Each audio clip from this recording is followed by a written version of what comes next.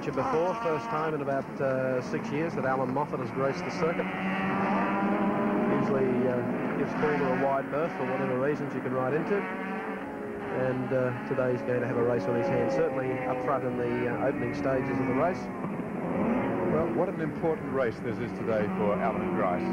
The man with a mission, and the mission is to make people realise he's as good as he truly is. He did it, I think, at Bathurst last year when he became the first person ever to lap the circuit there in a touring car at better than the old 100 miles per hour. But didn't win the race, had to be content with second place to Peter Brock. Today he's fastest in practice. He would dearly love to put his name at the head of the list for the 8 races that will count for this year's Australian Touring Car Championship. And he'd like to win the title for the Roadways team. The man who holds the title is Dick Johnson, and he has to be content so far with 6th place on the grid. In the new Falcon he's campaigning this year, Peter Brock, just up alongside the Roadways car there, will start from the 2nd row of the grid and have one of the 2 Nissan Turbos, the Bluebirds, alongside him. Just how the turbos get off the line remains to be seen. They don't quite have the same torque as the big V8s when they start, but George Fury in car 55 is right behind Alan Moffat in 43. He'll be happy about that. 2 V8s behind each other, and the rotary and the turbo one after the other, and they both share somewhat similar torque characteristics, so they should be fairly well compatible on the grid. But George Fury has right behind him car number 17, which is Dick Johnson, and he won't be too happy about that. Peter Brock, the man to watch in the middle of your screen. On the 2nd row, the green flag goes, and all Bright Grice has a great start, and so did George Fury in the turbo. He really wound it up, and look at him go up in the 2nd spot, going for the lead, going to try and dive down inside, won't try and make it. Peter Brock's going well, a puff of brake, he locks the brake there. Brock on the outside goes wide, hits the gravel, and Brock is out wide. He's regaining the track. I don't know if he can. He's railed out hard against the wall there and still trying to come back in. Had a locking brake which put him wide, had the sense to back off and hold that slippery line. Got through it, but he's lost a lot of places, and Brock is back in about 10th or 12th place. You can see him there in the middle of the field. It's Grice up in the lead. Johnson doing very well up into 3rd place, contesting with Moffat. George Fury's in 2nd spot in the turbocharged Bluebird. And Fury really is flying. I wouldn't have expected he could have got away from the start so quickly. Pretty obviously, Nissan have done a lot of homework over Christmas and really got the turbo flying. Alan Moffat is in 3rd spot, Dick Johnson in 4th place, but Alan Grice leads the race at the end of the first of 50 laps. 1 lap completed, and a good scrap going on between Dick Johnson and Alan Moffat. They fight for racing room. Johnson said, "My line on the inside, Alan." And coming up on the inside of him too is Warren Cullen as they work the back straight away. Here's Moffat. Coming up quickly on the outside of Moffat is Steve Masterton, and before him Warren Cullen. So Moffat in the traffic here in the opening laps of this race after missing the start. Grice though is the leader. And Brock is in 10th place. They have to fight back hard and work the Commodore hard to come from 10th back to get on even terms with these early runaways. Brock had a brake lock up on that first lap, went wide, controlled the car, but lost a lot of places. Picked up a few, but he's in 10th place, and that's good news for Alan Grice, who has a big lead at the moment. 2nd lap gone. Back across the strike, and this time it's Dick Johnson working away on the inside of George Fury, going up into Valvoline corner. Fury still holds 2nd. Johnson into 3rd place. Alan Moffat's in 4th, and it's the Bluebird show that it certainly has the legs to match the big Falcon V8, and he's braking later because of the lighter weight. So that's an interesting trend already with this little turbo Bluebird right up there in 2nd place and ahead of the big V8 in the early stages of the race. A bit of a wiggle as they go through the S's there. I don't know where George Fury went that time. We'll have to check that, see if he comes back onto the straightaway trailing the leader, because he really had it around sideways. Yes, still in 2nd place. He's just through the car. It's his old rally instincts, I suppose. But just watch the speed of these cars. There he is in 2nd spot. Now you would expect the big V8. Look at Brock Johnson behind him. Yes, Brock making a big move. We'll just catch up with him in a moment. But obviously Dick Johnson can't catch the 4-cylinder turbo. I'll tell you what, though, going back to 10th place, here's Brock, and he is storming back through the field. Look at Moffat in front of him. He's picked up 5 places in 1 lap, Mike. He's up into 5th place now alongside his old rival Alan Moffat on the outside. He'll try and take him through the S's or on the way out through the straight. And that is sensational driving by Peter Brock. Oh, look at the traffic in there as they go snaking through the S's. Got a good race going here for round 1 of the touring car title with Alan Grice and the STP Oil Treatment Commodore, the race leader. George Fury, Nissan Turbo in 2nd place. 3rd place being held down by Dick Johnson. 4th to Alan Moffat in the Stuyvesant, and then moving up on the outside of Moffat is Peter Brock coming from 10th back to 5th. Moffat taking a very inside line there as they follow the lead through. Grice goes through, taking a good line. Then it's the Bluebird of Fury. Then it's Dick Johnson, Moffat, Brock. back to Warren Cullen, but the leading 5 are all pretty familiar names, with the exception of George Fury, who's something of a newcomer. Look at Moffat there, weaving around, trying to find a way up on the outside of Dick Johnson. Like to get past him, reckons he's quicker through there, and would like to get past the big V8. Puts his nose up on the outside, decided it wouldn't be wise to stay there and gets behind him, but we'll try and get a very fast line through Glowweed, get on the inside and maybe just tuck in behind him. I don't think he'll out-drag him, but he'd like to get a bit of aerodynamic assistance down the straight and probably out-brake him towards the end. You can expect to see Moffat pull in behind a little bit, as he's doing now, and then pull out maybe after another couple of 100 metres. He'll go deeper under brakes. There he goes up on the right-hand side, trying on the inside of Johnson. He's got him, and Moffat goes through into 3rd place. Johnson 4th, Peter Brock still in 5th place as they work the back straight, heading down to general credits, the right-hander.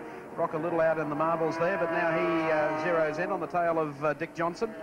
Johnson makes Brock. Oh, he's gone. He slid away. He held it very well, but he's gone wide. That's Grice gone wide. Will he get to the fence? No, he won't. You saw him go wide, control it in a masterful fashion. He'll be furious with himself for that. Just a slight bit of mistiming or some problem with the car. Gets back on the track again. He's back in the race, but behind Grice. So now it's George Fury who leads the race. And who would have believed that? But look at the challenge on Fury from Moffat. Side by side, they're going to go down the straight. There's Brock in 4th place. Fury, though, still has the legs on Moffat, but Moffat is winding his little rotary Mazda up. He'll be in 2nd spot. He weaves across the track to get the fast line through the corner. Fury has been seduced into going on the inside, and it'll be Moffat who'll come out faster. Now it's Brock in 3rd place, having got by Johnson down the straight.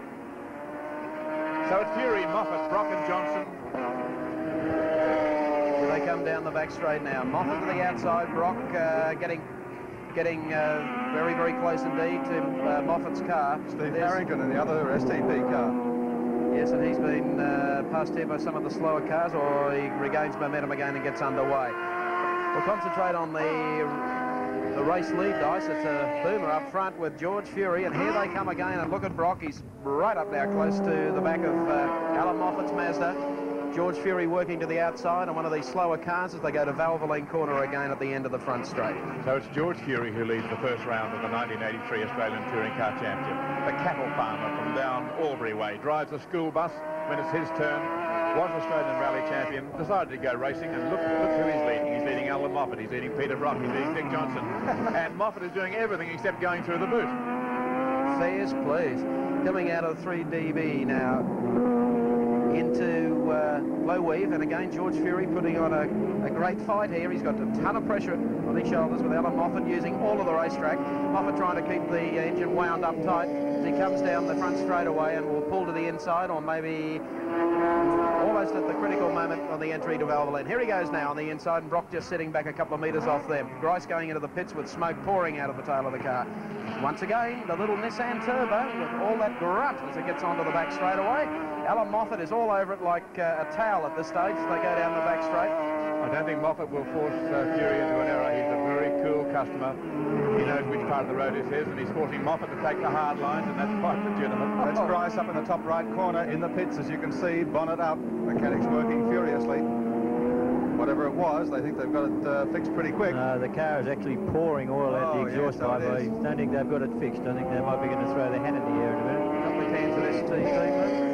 Coming down the front straight away again. Here's this great scrap, and look at Brock on the outside of Alan Moffat and roaming up now on the tail of George Fury. Got a 3-way dice going for the lead in the touring car title. Moffat's not going to give up though. There's Peter Beninka on the outside of the Alfa Romeo getting a great view of 3 of the superstars of Australian motor racing sweeping by. Brock's in 2nd spot now. He's going for the lead. That's a miraculous recovery. He was in 10th place at the end of lap 1. He's alongside. He's got the lead. He will get Fury now. He'll go and he'll brake just as late as George. There's no doubt about it. He'll put the tail of the car around. He's going wide there. Fury tries for the line, but Brock's in front. Brock's in front. Fury back again. Look for the inside take coming out of the corner. And Brock has roamed up from position 10, sat behind them, past them, and we'll see if he can run away from them. In 10 laps. In 10 laps. Well, boys, that's the start of the season. Well, George Fury's having a go at him. That turbo in the Nissan Bluebird has tons of poke. But Peter Brock is showing him that the old 5-litre V8 has got a little bit more, and he just makes just that few extra centimetres. There's no more than that in it. George Fury's hanging on, and right behind him is Alan Moffat. The scrap between those two is going to be a gem through this race. Here's Moffat again on the inside of Fury, coming down to 3DB turn. John White and the Gemini about to be passed, and this will be interesting. They're now at the very critical phase of the race where the top runners are passing some of the smaller cars who won't be expecting to be lapped so early. and they'll really have to have their eyes in the mirror and give room, and the course of the race could well be changed by the way these drivers go past some of the slower cars. Here's now White being passed by Moffat, who's got by Fury in the traffic, so Moffat's up to second, and Fury had to go back to third because of the manoeuvres through the traffic, and now it's Brock, Moffat and Fury. Johnson further back. Moffat on the outside of one of the slower cars. They move now onto the back straight here at Calder. He won't be happy with Brian Parmenter, who didn't have much choice. He was there when Moffat came up, had to stick on the inside line. Made Moffat go the hard way around. George Fury wouldn't mind it. The more difficulty that Alan Moffat faces, the happier George Fury's going to be. There's Peter Brock pulling away, maybe a metre a lap, no more than that. Alan Moffat knows he can't afford to let Brock get away, which is why he made that manoeuvre on Fury through the traffic, got by him, and now he's after the leader of the race. The form that Moffat's shown in races over the last year has been that he's a strong finisher in this Rotary Marathon. Usually placed back a little bit in the field in the early lap, comes on strong at the finish, and he's hoping to repeat that sort of form here today. Well, John Shepherd, you've been a little on the quiet side. What do you think about the first 10 laps of the race? I think it's about what we've learned to expect of the first 10 laps, Mike. I'm interested to watch the antics of Moffat and also Fury jumping out of the slipstream, because I'm told over in the pits that they're both very concerned about under-bonnet temperature in these cars. So in effect, they've got to stay out in the open air and try and keep the temperatures down by forcing air through the radiators. Yeah, and what looks like passing moves may not be. In fact, it might just be an attempt to get some cool air in there. But things are panning out pretty much the way we all expected from the times we saw in the warm-up session this morning and so forth. Brock was quickest then, and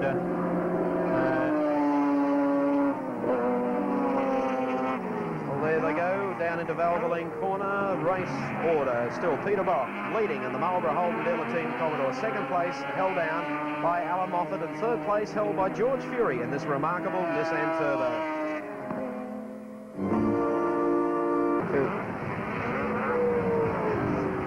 The Manson car goes around sideways as the first round of the National Touring Car Championship continues here at Melbourne International Raceway. Peter Brock, still the race leader, driving for the Marlborough Holden dealer team in the Commodore number 05. Second place being held down by Alan Moffat in the Peter Stuyvesant Mazda RX 743. And third place, of course, to George Fury in the Nissan Turbo. Alan Grice looks like he could have been an early casualty from the race. Let's check out the action from the pits and Gary Wilkinson. Never thought I'd see the day when Alan Grice couldn't take the pace. What's happened? Well, we obviously got away pretty well, and I think we're pulling away from George and the other blokes about 3 or 4 tenths a lap, and you know, I was braking conservatively and keeping the car straight and looking after it because it's terribly hot. And suddenly in the braking area at the end of the back straight, as soon as I lifted off the power, there was a lot of oil flew up from the crack in the bonnet onto the screen and also onto my tyres. I had the half a lose, and from that point on it wasn't going to get any better. Yeah, well, but what it's shown you so far must give you great hope for the season ahead. Yeah, I think it's a great credit to the blokes that built the car. The car is 4 days old today. It turned a wheel on Thursday for the first time, so it's obviously a fair bit away from its best. And maybe these guys are going to be in plenty of trouble when it's at its best, because you know, I think we can do the times. I think the motor car's very well built, and we're just going to keep it together. But it's, as I said, because it's new, there are little things that will niggle us for a while. What are these guys experiencing out there today in this heat? Well, it's very hot, but it seems as though it's turned a bit cooler. A bit of a cool change. And certainly, you can see the turbo dropping back. He was right on the pace initially, but it's obviously the heat getting to him. He's having to knock his revs off because of the turbo putting the heat into the extra heat into the engine. Also, I think Moffat's got to be very careful to keep out of slipstreams. For that reason, at this point of the race, he's probably not trying to get as close to Brock as he can, although he seems to have slipped a little further behind. But Brock is certainly looking good. Okay, Gricey, sit back and enjoy the view. Okay, we'll get some more pistons and some more valves, and we'll get sand out. Thanks a lot. Back to you, Mark. Thank you, Gary, and thank you, Alan Grice, climbing from his car and granting that rather remarkable interview. Alan Grice really seems to enjoy his motor racing these days. He's in teams. He was with Alan Brown last year. Now he's with the STP Roadways team. He seems such a happy and relaxed character. It's a totally new Alan Grice that we're seeing. While we were talking to him, we saw Peter Brock past Fred Gibson in the second of the turbocharged Nissan Bluebirds, who's running in 13th place. So only 12 cars now on the same lap. And they have covered a distance of 19 laps. Gibson had problems before the start of the race. He was in strife as the lights turned to green, and also the Masterton team are having some problems with their car as well. Here's Alan Moffat just coming up to lap Fred Gibson as well. As you can see, the track is so short that it's relatively easy to lap another car. You only have to pick up about 40 seconds on him and you're ready to lap him again. And it's three of them side by side, with Moffat doing it the hard way and going very deep into the S's. Holding it all together though well, coming round towards Glow Weave. He can't afford to let Peter Brock get too far away from him because he takes pressure off Brock. And Brock's going to cruise home, and Moffat realises that he at the moment poses the greatest challenge. Just behind them we have, the leader is Peter Brock, then Alan Moffat, then it's George Fury in the Bluebird Turbo, then it's Dick Johnson in 4th place. Car number 16 is next, which is Gary Rogers in the Commodore. He is running in 5th position, and in 6th place it's Murray Carter in the 2nd of the Falcon. So good news for Murray Carter fans, he's well up in contention. Is Alan Moffat going down the back straight. Dick Johnson coming into the pits in car number 17. Not a good start to the national title defence for Dick Johnson, who's in our cameras close to the action, as Seven's motorsport cameras always are and always will be. Here's the time on the pit stop on the corner of your screen. A critical stop there. The puzzle mechanic asked him what was wrong. He gave him the answer, something under the bonnet. They're checking. They're dousing water over the radio, so I'd say the temperature gauge is off the clock in the forward. Dick Johnson has great mechanical feeling for cars, as we see Moffat there passing another of the RX-7s. That's the Ken Hastings car, who tucks in behind. We're watching the work on Johnson's car. Dick builds the car himself, so he knows what goes into it. He watches the gauges like a loving parent listening to a child cry at night. Moffat still weaving his way through the field, a tricky part of the race. Oh, that's a tricky sort of manoeuvre too. He wants to get by as quickly as he can. He doesn't want to be held up by anyone. Look really good on the tyres. Andrew Manson, yes, he really put the car. Actually, speaking of tyres, Mike, it's rather interesting. The Holden dealer team started on an old set of tyres today, what they call old. Historically, people strap a new set of tyres on, and because they're usually faster, but the dealer team elected to run with some tyres that had done 20 laps because they felt they'd be more stable and wouldn't go off in this heat. And it'll be interesting to see what their gamble has done for them, because I notice Moffat isn't in fact dropping away. The gap is remaining pretty constant at that, and if anything, he's catching him a tenth here or there. Tyres are a very critical part of the combination here, and they were controversial last year, where a number of drivers, particularly the big Falcons, were claiming they wanted to have the rules changed so they go to wider wheels and allow wider tyres. They were pointing out that relatively light cars, like Alan Moffat's Rotary Mazda RX-7, are allowed to run the same width tyres as the big Falcons and Commodores. And not so critical with Commodore, but certainly crucial for a heavier car like Falcon. And they felt this was giving an unfair advantage to Alan Moffat. Look at the width of the tyres in his car there, the same as Dick Johnson's Falcon, which means that the big Falcon tyres aren't putting the same sort of correct profile on the wheel. In the meantime, down to the pits and Gary Wilkinson. Thanks very much, Evan. Dick Johnson, you don't look like you're going any further, mate. No, well, I possibly could, Gary, but the thing is that I don't want to destroy an engine. It's just getting far too hot. And I haven't got the money to go throwing around blowing engines left, right and centre, so it's better to save it, I think, because it's a very good engine, and it's obvious that the radiator's just not good enough on a day like today. Before the meeting, Dick, you felt that you were going to be a half a yard behind some of the other cars, but by gee, you were right in there mixing it with them. Well, to be quite honest, I think I could have stuck with them if it hadn't started overheating. I dropped back from using 8,000, I went back to 6.5 and sort of still half hung in there, so I think it's just a matter of sorting out the heating problem, which we've never ever had before, and because it is an extremely hot day, and we'll see what happens on a circuit that suits it a little more than this. Okay, Dick, bad luck. Back to you, Evan. Thank you very much, Gary. 8,000 revs, John Shepherd, in the Falcon. That's a lot for a big Ford V8, 5.8 litres. Yeah, I never used to cease to be amazed when I was in the dealer team. They used to be saying things like 8,000 revs, and we were struggling to run the Holdens to 6.5 or 7,000 revs, and I thought, boy, they're brave.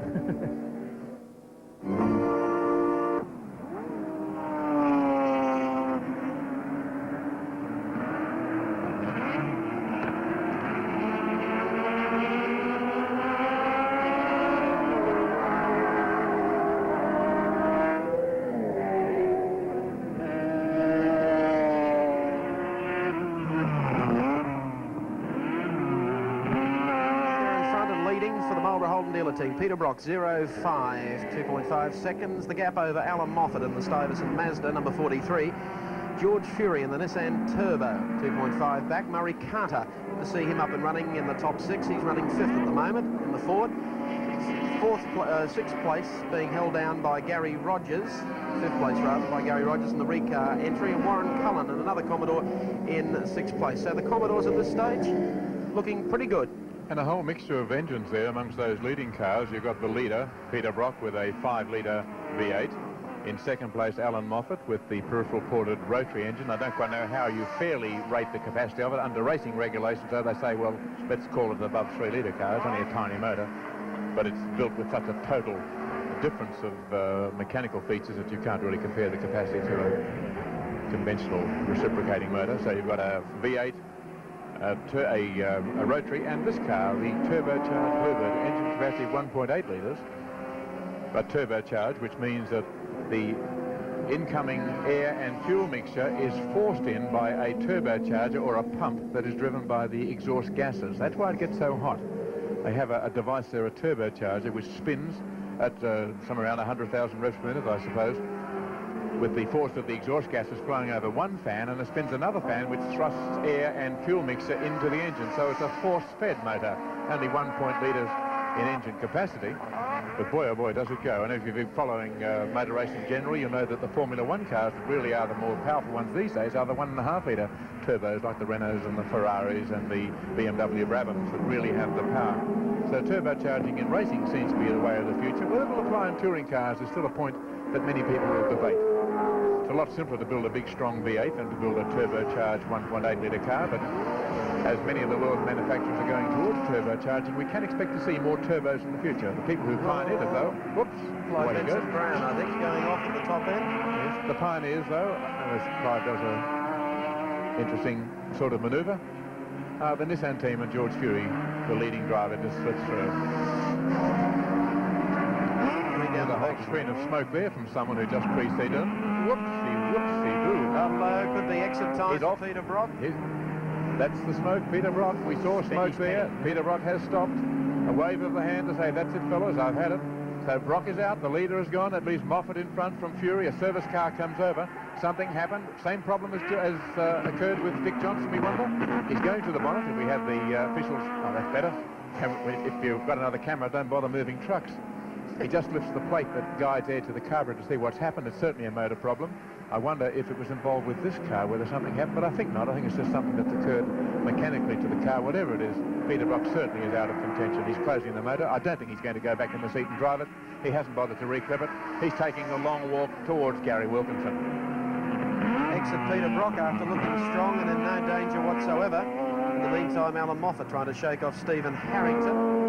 Trying to put a lap on Harrington as he speeds through now, inheriting the lead in the Peter Stuyvesant Mazda RX-7, number 43. A long walk back to the pits, though, for Peter Brock through the sand dunes there at Calder. As you see, too, Moffat is using the right-hand drive Mazda here this weekend. It's the car that Cesario and Hansford smashed up, or not Hansford, drove at Bathurst, and they've resurrected it because they reckon it's a better thing to have the driver on the right-hand side here for better weight distribution. And, yes, because the driver sits on the insides of most of the corners, and therefore they go better. Like Peter Mann used to run a left-hand drive Mini at Sandown Park years ago. Stephen Harrington is not being shaken off. The young driver from Tasmania, determined to show Moffat that he has a bit of talent. Moffat would be happy with the closeness of Harrington. Can't do much about it. It's a motor race, and you're supposed to go as fast as you can, but Harrington has been hanging on to him for lap after lap and really displaying good form. He's one of the bright young stars in Australian motor racing. Driving the second of the roadways cars. I bet that Alan Grice must look across with some envy as Steve Marston comes into the pits. He says, well, I wish I had the sort of reliability that your motor has at the moment. So it's Moffat in front now in this race. Let's see what the positions are as the race draws towards the 35-lap mark. Moffat in front in the Mazda. So hot it smokes. That's that same smoke we saw in the pits at Sandown, and I've since found out that the brake scoops are very close. The air scoops that take the air into the brakes catch fire. It's a quick work by the marshals there, John. Peter Brock wasn't aware of it. He was walking away not knowing his car's on fire. The marshals saw it, raced up. That could have could have ended up in a pretty nasty situation. I don't know that it would do any more damage than just burn the scoop, but I think it wouldn't have done the brake disc a world of good then.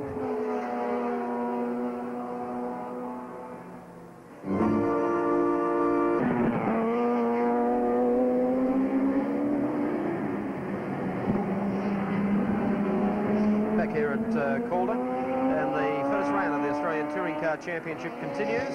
Alan Moffat is the race leader, picking up the lead after Peter Brock dropped out, and the Marlborough Commodore with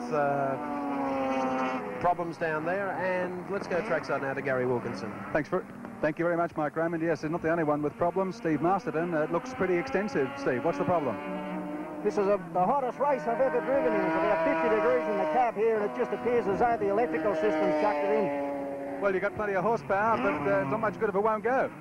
That's about the story, I think. Bad luck, Steve. I guess there are a few others having the same problems out there, Mike. The heat is fierce, although, as Dick Johnson did observe, or was it Alan Grice, it is starting to get a little cooler, and that's certainly going to help the runners that are out in front. Back to you. Thank you, Gary. Would have been a little easier if it had been cooler when the program started today, perhaps at 1 o'clock.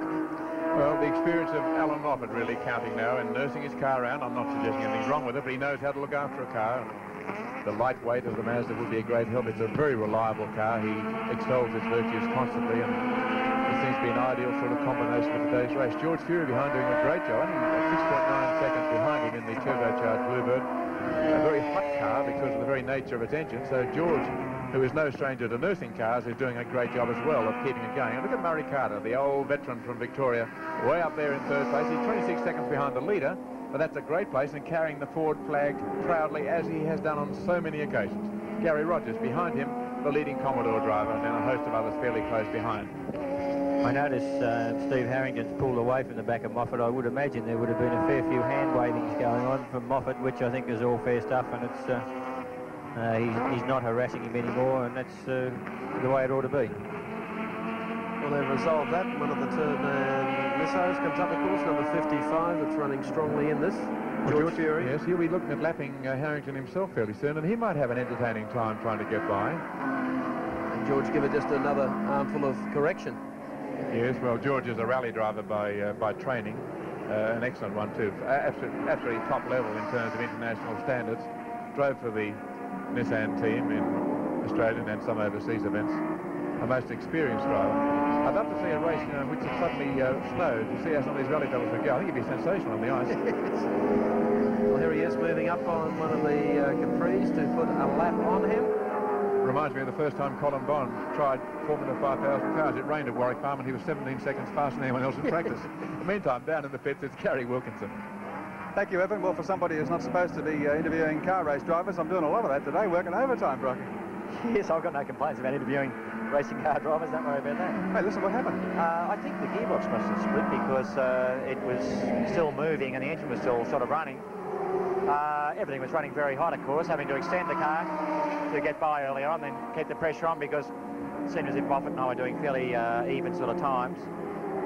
It's an unusual thing to occur, but that's motor racing. The start of the race, I mean, it was a sensational effort. I think you dropped back to 10th place with that spin-off. I don't spin. Well, not I went in there spin, without any brakes. You slid from 10th place back to first place in 10 laps. Now, what does that say about the opposition? Well, the problem is that our cars are very, very fast over 10 or 15 laps. We've got no doubts about that. But, of course, it's the ability to keep going. And one of the problems I was signalling to my fellows later on there is that I was having trouble with the rear tyres overheating, and I was slipping down fractionally in lap times, trying very carefully to get out of the corner set loading at the left-hand rear tyre. But it was, I think I could have held Alan off, but it would have been touch and go, that's for sure. Well, how do you assess what's going on out in the track now? Well, I suppose at the moment now it's, to a certain extent, some working wounded. A lot of the cars are braking very, very early. Just watching now, they're putting the brakes on at perhaps the 200-yard marker, whereas normally you'd be going to about 140 yards. Tyres would be very hot, and there's also a small bit of smoke drifting out of a few cars. And it probably was drifting out of mine too, because my temperature was absolutely off the clock on the third lap, and I thought, well, it's a touring car championship race, you've got to go for it. Okay, Rocky, thanks a lot. Evan Green, all yours. Thank you very much, Gary. We're now watching George Fury in second place in the Turbo Bluebird. George, just within viewing distance of Alan Moffat, who's leading the race in his Mazda RX-7. Doesn't seem able to do too much about it at the moment. They have another 8 laps to go, or 7.5 at this point. Been a great drive by George Fury. He's still almost a novice racing driver, only in his third season of serious motor racing. He looks like the sort of fellow who would go into a phone booth to get his racing driving gear on, because he makes a Superman change from the mild-mannered, bespectacled bus driver and cattle farmer to the sort of fellow who mixes it with Alan Moffat and Peter Brock and Dick Johnson and all the other hotshots of the Australian touring car scene. Moffat passing Warren Cullen there and lapping him in the RX-7, putting him 1 lap ahead of the man who's running in about 7th place, I think, with Cullen 5th place. So only 4 cars now unlapped.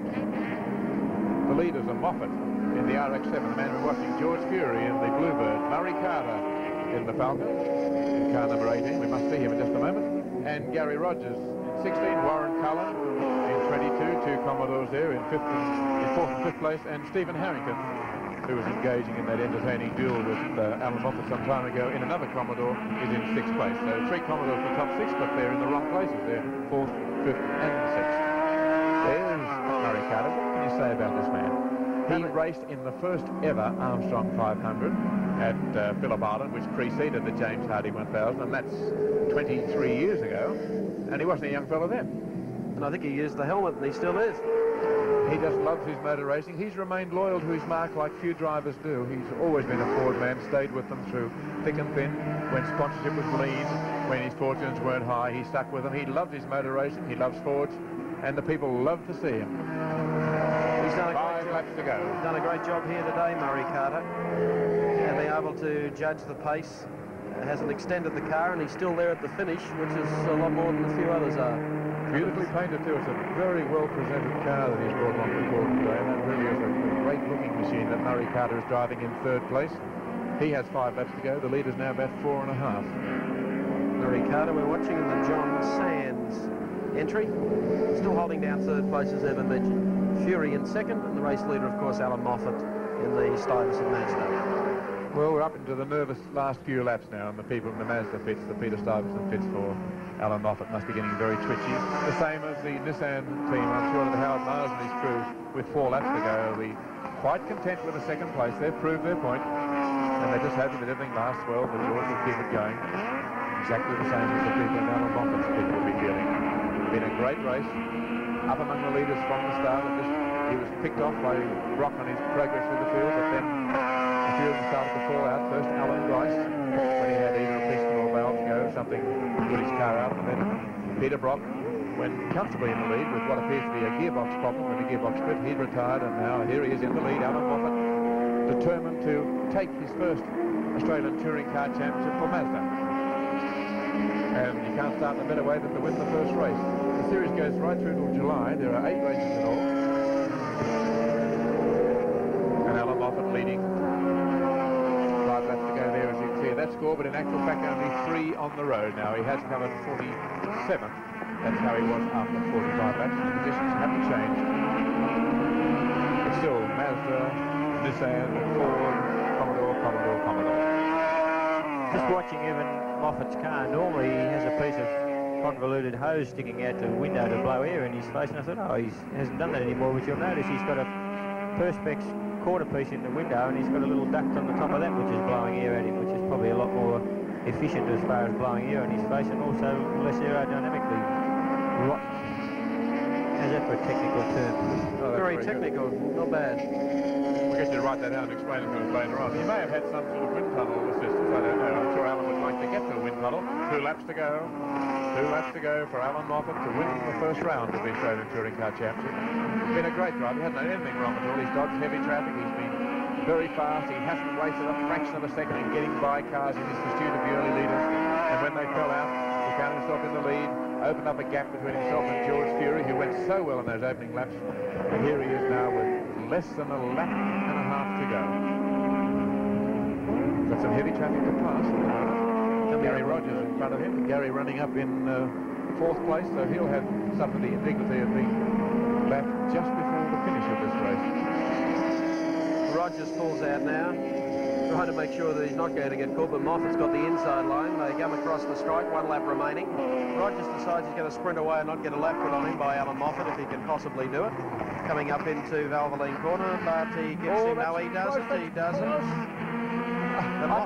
I thought Alan Moffat was going to stay back and say, well, it doesn't matter whether I pass him or not, but he decided to pass, and for a moment I thought we were going to have the first and the fourth car tangled together, and George Fury in the lead, but Rogers saw him and got out of the way, and had he not, I think Alan would have been in strike there. Wasn't much room there. They have had some problems coming down through 3DB, heading to Global corner for the final time. Car number 43, the Mazda RX-7, the final corner coming up. Checkered flag at the ready. Round 1 of the National Touring Car Championship for 1983. First place today at Calder Motor Raceway will go to Alan Moffat. Here he comes across to pick up the checkered flag. Second place will go to George Fury, and third place to the veteran Murray Calder. And I guess the worst feature of all that is we really haven't got an indication of who's going to do what for the rest of the year. Well, while we think about it, let's take a break and return for the presentation and some more action at Melbourne International Raceway at Calder.